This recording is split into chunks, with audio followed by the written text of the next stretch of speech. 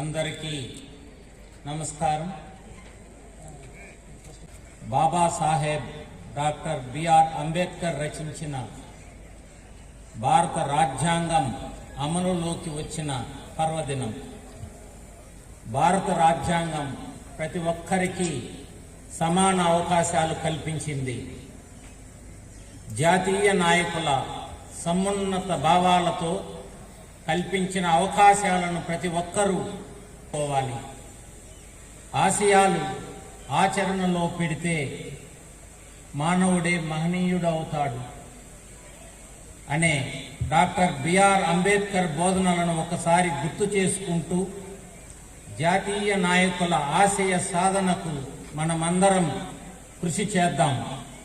మన ప్రభుత్వాలు గత 77 వసంతాలుగా శ్రమిస్తూ సంక్షేమ అభివృద్ధి దిశగా ముందుకు నడిపిస్తున్నాయి.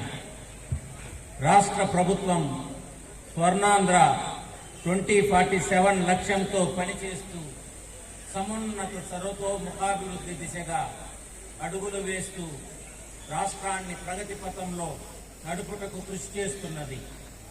అందులో భాగంగా జిల్లా యంత్రాంగం కూడా పూర్తి స్థాయిలో పురోభివృద్ధి కోసం కృషి చేస్తూ ఉన్నది. రాబోయేటువంటి సంవత్సరం 15% కనీస ప్రగతి సాధించే విధంగా ప్రణాళికలు చేపట్టి అభివృద్ధి కార్యక్రమాల్ని చేస్తూ ఉన్నది. మహిళా సంక్షేమం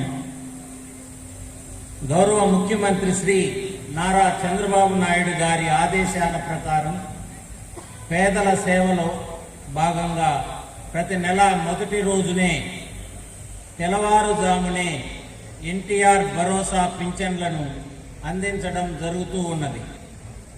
మొదటి రోజు ఆదివారం లేదా సెలవు రోజు అయితే ముందు రోజునే అందించడం జరుగుతూ ఉంది.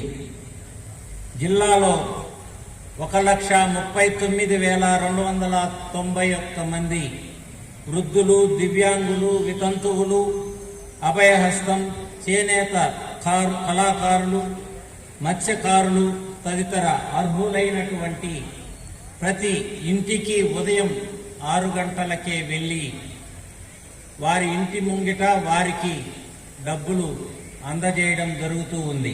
జలపాతాల కిల్లాగా వర్ధిల్లుతూ ఉంది.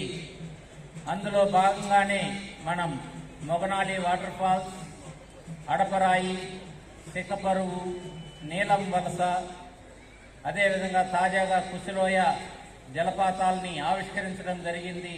త్వరలోనే లోయ మహాలబ్ధ జలపాతాలను కూడా ప్రారంభించడం జరుగుతూ ఉంది. జిల్లాలో హోమ్ స్టేల ద్వారా టూరిజానికి ఊపు తీసుకురావడానికి ప్రయత్నాలు చేస్తూ ఉన్నాం. అదేవిధంగా అడాలి వ్యూ పాయింట్ వద్ద ఈ ఏడాది మనకు మరిన్ని స్టే అండ్ అకామిడేషన్ ఏర్పాట్లు అందుబాటులోకి రానున్నాయి. అడ్డాపుశిల వద్ద గల కాశీ విశ్వేశ్వర ఆలయంలోని శివలింగం రంగు మారే అద్భుతాన్ని, చిన్న తిరుపతిగా ప్రసిద్ధిగాంచిన తోటపల్లి కళ్యాణ వెంకటేశ్వర స్వామి వారి ఆలయ ప్రాముఖ్యాన్ని ప్రజలు తెలుసుకోవాలని చెప్పి ఈ సందర్భంగా కోరుతున్నాను. సీతంపేటలో గత 7 సంవత్సరాలుగా ఆగి ఉన్నటువంటి మ్యూజియాన్ని అందుబాటులోకి తీసుకురావడం జరిగింది. జిల్లా పర్యాటక మణిహారంలో మరొక మణిపూసగా ఈ మ్యూజియంని ఏర్పాటు చేయడం జరిగింది. త్వరలోనే ఇక్కడ ఒక ఎక్స్పీరియన్స్ సెంటర్ కూడా ఇంటర్నేషనల్ టూరిస్ట్ని ఆకట్టుకునే విధంగా ఏర్పాటు చేయడం జరుగుతుంది. అదేవిధంగా తోటపల్లి పార్కుని పూర్తి స్థాయిలో రెనోవేషన్ చేసి మరిన్ని అభివృద్ధి కార్యక్రమాల్ని అక్కడ ఏర్పాటు చేయడం జరుగుతూ ఉంది. ఆగిపోయినటువంటి బోట్ సౌకర్యాన్ని మళ్ళీ పునరుద్ధరించడం జరిగింది.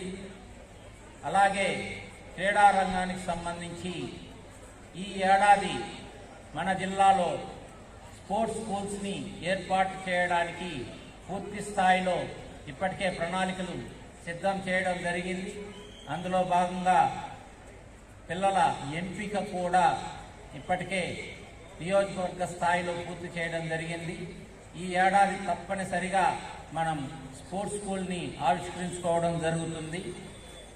కామన్వెల్త్ గేమ్స్ లక్ష్యంగా మన జిల్లా నుంచి రిప్రజెంటేషన్ ఉండి తీరాలి అనే లక్ష్యంగా ఈ కార్యక్రమాన్ని చేపట్టడం జరిగింది.